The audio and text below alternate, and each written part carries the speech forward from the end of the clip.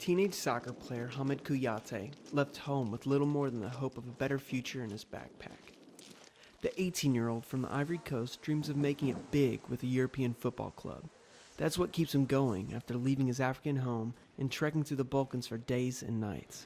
It was a journey fraught with dangers. A lot of people lose their lives, lose a foot, become disabled. We've seen a lot of things like that, and I would not recommend it to anyone, this illegal journey. On a hill overlooking the Danube, a pickup soccer game with fellow migrant Jean-Paul APETEY is welcome relief from the arduous trip. Like APETEY and Kouyate, tens of thousands of migrants flock to Hungary, from where they can move freely to wealthy countries of Western Europe. Jean-Paul, a former soldier in the Ivory Coast, made it to the German village of Otter, where he feels he can finally realize his dream. APETEY walks more than 2 miles from his government-sponsored accommodation just to get a cell phone signal.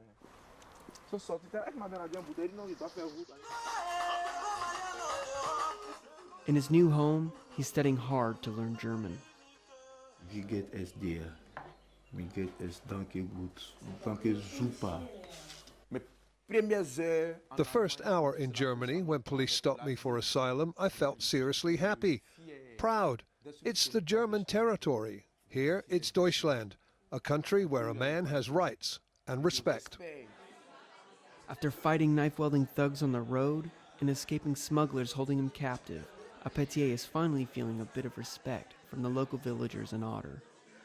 Bucking a trend in Western Europe of suspicion and hostility towards newcomers, they've set up a night of board games and cupcakes to make the migrants feel welcome. We want to build a bridge to the villages, to the people who live here, to reduce the fear and the barriers so that we have a very easygoing integration for these people here. Jean-Paul hopes his optimism isn't short-lived and that he gets to stay in Germany after his asylum application is processed.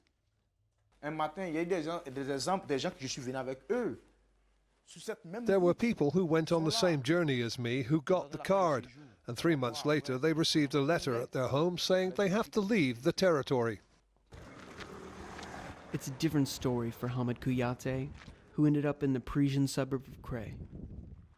With an empty stomach and no money left, he turned himself into the police and is now staying at an asylum center for minors.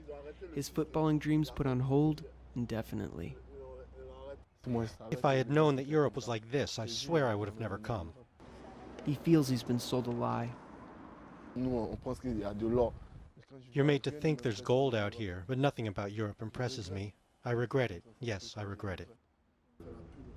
For now, he admits he has no other option but to keep on going. You have to embark on this adventure, so you have to accept the struggle.